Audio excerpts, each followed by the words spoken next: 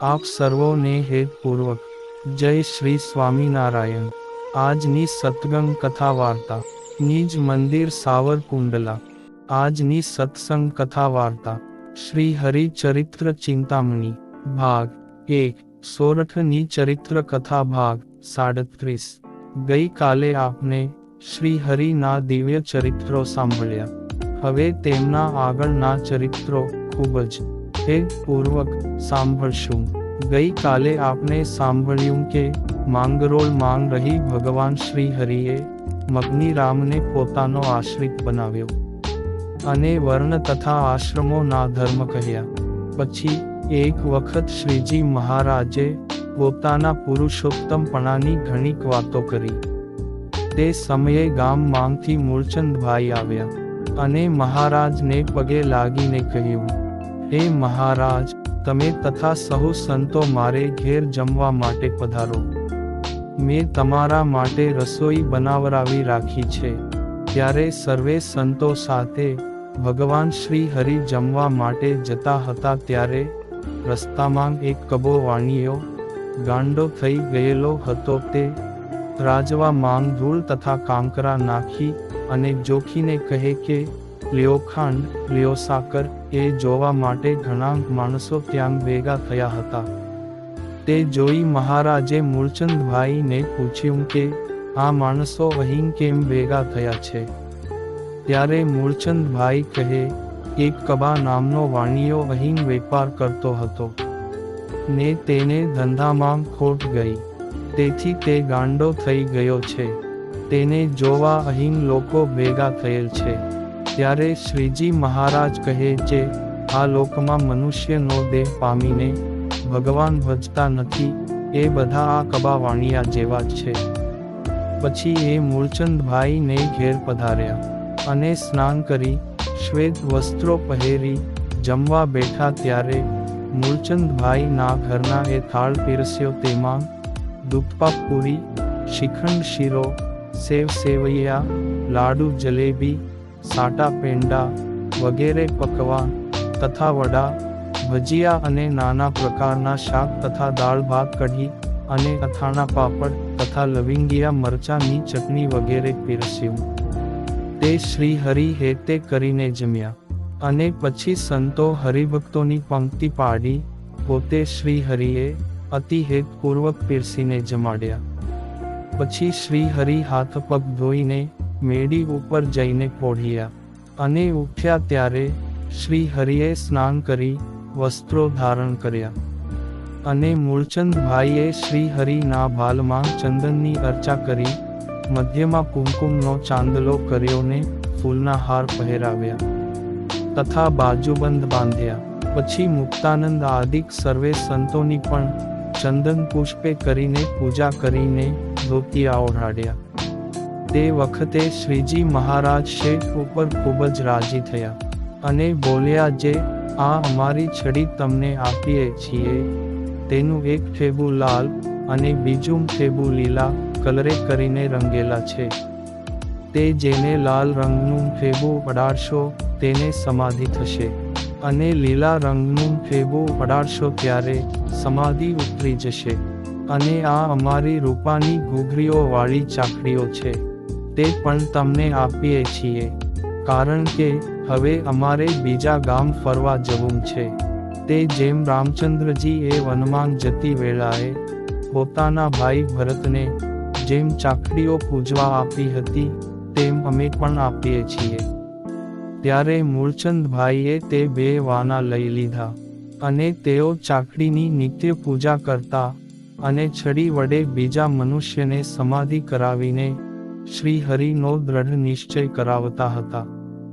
પછી પોતે જીવતા હતા ત્યાં સુધી તે ચાકડીઓની પૂજા કરી ને ધામમાં ગયા। પછી તેમના દીકરા દયાળભાઈએ જૂનાગઢમાં જઈ ગુણાતીતાનંદ સ્વામીને કહ્યું કે હે સ્વામી, આ છડી અને ચાકડીઓ મહારાજની પ્રસાદીના છે।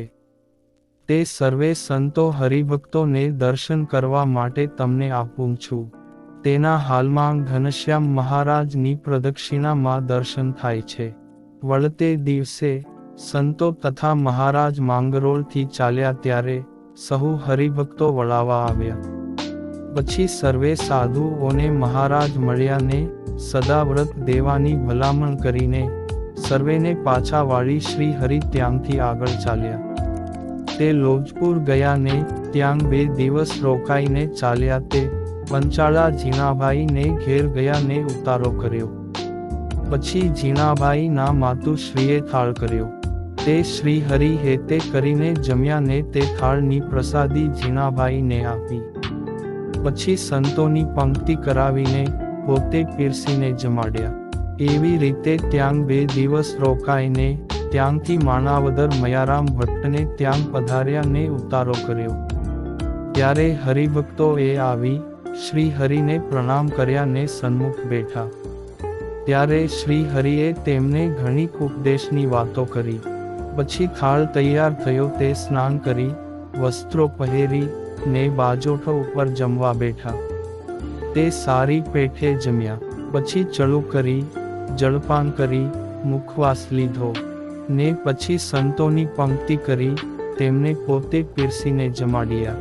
પછી હાથ પગ ધોઈ ઢોલિયા ઉપર બિરાજમાન થયા ને થોડી વાર વાતો કરીને પોઢી ગયા. આ બાજુ શ્રી હરિ માંગરોળથી નીકળ્યા પછી 2-3 દિવસે આત્મારામ વૈરાગીએ અડધી રાતે આપના સાધુઓને મારવા કેટલાક વૈરાગીઓ સાથે આવ્યો. તે વખતે આપના સાધુ માંડ ત્યાંથી ભાગી છૂટ્યા ને કોઈ વૈરાગી ના હાથમાં આવ્યા નહીં. ને ત્યાં હમીર નામે કુંભાર હરિભક્ત હતો. તેની આગળ જઈને વાત કરી ત્યારે હમીર ભક્તે તેમને એક ઓરડીમાં બેસાડ્યા ને કમાડ બંધ કરી પોતે બહાર બેઠો.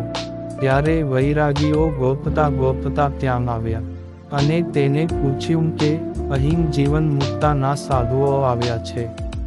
ત્યારે તેમને કહ્યું અહીં તો નથી આવ્યા. પછી વૈરાગીઓએ સાધુઓને ઘરમાં ખૂબ જ ગોત્યા પણ મળ્યા નહીં. ત્યારે બુંડા મોઢા લઈને પાછા ગયા. પછી સવારે હમીર ભક્તે આનંદજી ભાઈ સંઘેડિયા ને તથા પૂર્બિયા મંછારામ ને એ વાત કરી. ત્યારે તે બંને જણે દરબાર ગઢમાં નવાબને જઈને ફરિયાદ કરી ને સર્વે વૃત્તાંત સાંભળીને નવાબે ત્યાં પોતાના સિપાહીઓને મોકલ્યા ને આત્મારામને જગ્યા માંગથી કાઢી મેલ્યો ને તેના ઘરને તાળું વાસી દીધું. પછી સંતો હરિભક્તોએ શ્રી હરિને પત્ર લખીને આ બાબત જણાવી. ત્યારે શ્રી હરિએ વળતો પત્ર લખ્યો કે આપણે જેને સદાવ્રત જમાડીએ છીએ તે જ આપના સાધુને મારે તો તેને સદાવ્રત દેવાનું શું કામ છે?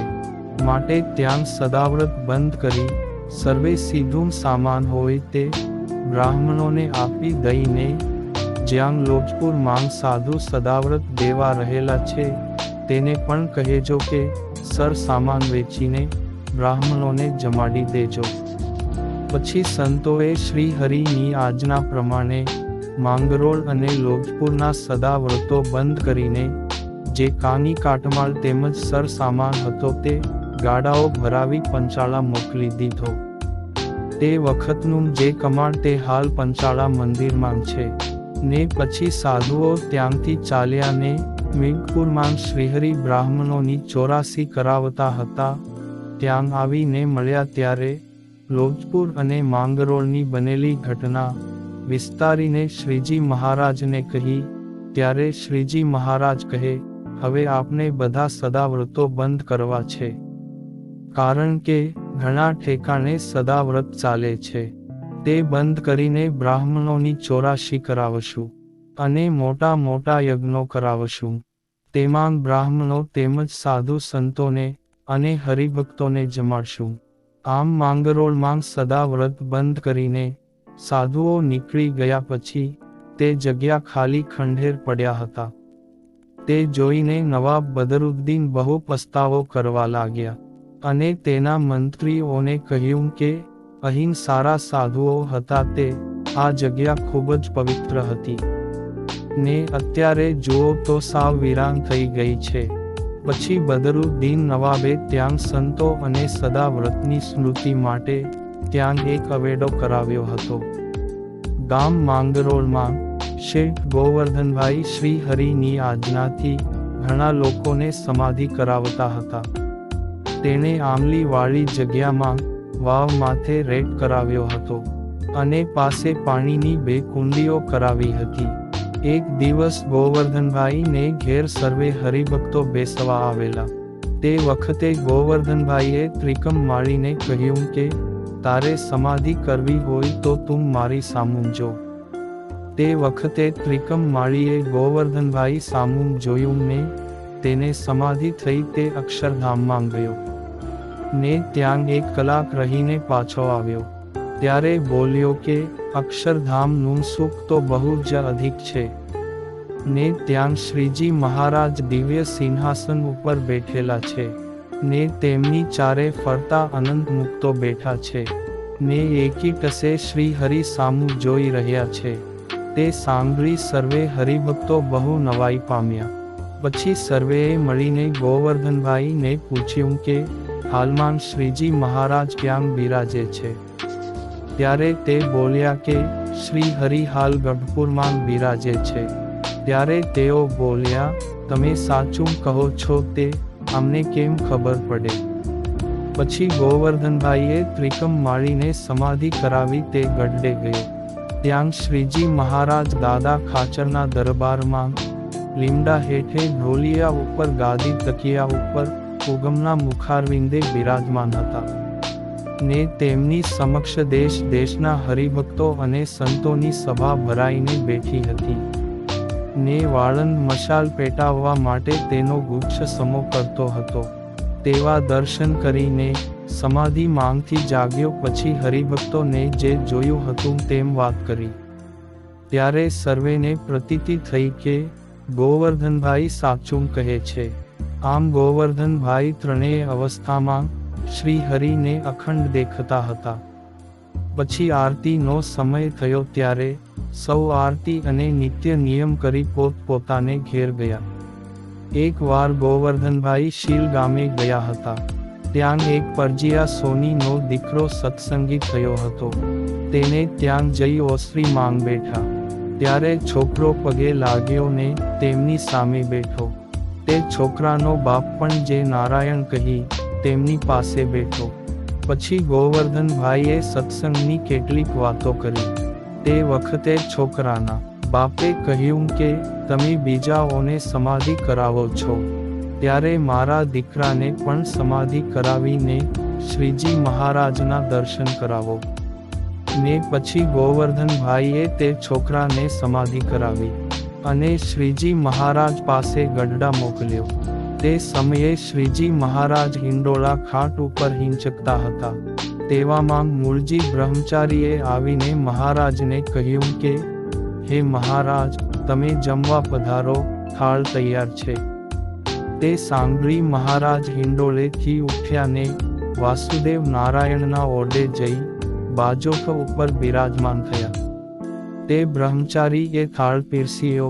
તેમાં સાકરનો બિરંજ, દહીંની કઢી, ભજીયા, તાંદલજાની ભાજી તથા પાપડ વગેરે હતું. તે શ્રી હરિ ભાવથી જમતા હતા. તે સોનીનો છોકરો સમાધિમાં રહ્યો થકો દેખતો હતો. તે વખતે શ્રી હરિએ છોકરાને કહ્યું કે સોની મહાજન, તારે જમવું છે. ત્યારે તે છોકરો બોલ્યો, ના મહારાજ, હું તો જમીને જ આવ્યો છું. આ બાજુ છોકરાની માંગ પાણી ભરવા ગઈ હતી. તે પાછી આવી અને જોયું ત્યારે રુદન કરતા કરતા બોલી કે આ મારા દીકરાને શું થઈ ગયું છે? ત્યારે ગોવર્ધનભાઈએ કહ્યું, તમારા દીકરાને કાંઈ થયું નથી ને તે સમાધિમાં ગઢડા ગયો છે ને ત્યાં શ્રી હરિ જમે છે, તેના દર્શન કરે છે ને શ્રીજી મહારાજે તેને જમવાનું પૂછ્યું ત્યારે તેણે ના કહી. બોલ્યો કે હું હમણાં જ જમીને આવ્યો છું. તેમ કહી ગોવર્ધનભાઈએ તેના દીકરાને સમાધિ માંગથી જગાડ્યો. ત્યારે તેના બાપે છોકરાને પૂછ્યું તે જેમ ગોવર્ધનભાઈએ અહીં વાત કરી તે જ વાત તે છોકરાએ તેના બાપને કરી. ને તે સાંભળી છોકરાની માં અને તેના બાપા ખૂબ જ આશ્ચર્ય પામ્યા અને અતિશય રાજી થયા અને બોલ્યા કે આવી વાત તો બીજે ક્યાંને સાંભળી નથી કે જોઈ નથી. પછી ગોવર્ધનભાઈ સાંજ પડી ત્યારે શીલ ગામથી પોતાને ઘેર માંગરોળ પધાર્યા. એક વખત મુક્તાનંદ સ્વામી માંગરોળ બંદર ગયા ને ત્યાં આનંદજીભાઈ ને ત્યાં ઉતારો કર્યો. પછી તેમણે રસોઈનો સામાન મંગાવી સ્વામીને આપ્યો. તે રસોઈ કરીને ઠાકોરજીને થાળ ધરી પોતે જમ્યા અને પ્રસાદી ગોવર્ધનભાઈને આપી. પછી મૂળચંદભાઈ શેઠ, મેઘજીભાઈ સુખડિયા, રામચંદ્ર શેઠ વગેરે અને હરિભક્તો મુક્તાનંદ સ્વામી પાસે બેસવા આવ્યા. ત્યારે સ્વામીએ શ્રી હરિની સ્વરૂપ નિષ્ઠાની વાતો કરી. પછી 2 દિવસ ત્યાં રોકાઈને ચાલ્યા. ત્યારે આનંદજીભાઈ તેમને વળાવવા માટે ગયા ને વાત કરી જે ગોવર્ધનભાઈએ 4000નો માલ લાવીને વેપાર કર્યો અને નામું માંડ્યું. તેમાં બધે હસ્તે સ્વામિનારાયણ એવું લખેલું છે. તેથી તેમના સગાઓએ ઉપાધિ કરી છે. તે વાત સ્વામીએ માણાવદરમાં આવી શ્રીજી મહારાજને કરી. તે સાંભળી શ્રી હરિ બોલ્યા કે અરે રે, એ તો બહુ ખોટું થયું. ત્યારે મુક્તાનંદ સ્વામી સમજી ગયા કે આ વાત મહારાજને ગમે છે. આમ શ્રી હરિ અનેક લીલાઓ કરે છે, જે પ્રસંગો આપને હવે પછીના ભાગમાં સાંભળશું. અત્યારે આપ સર્વને હેતપૂર્વક જય શ્રી સ્વામિનારાયણ.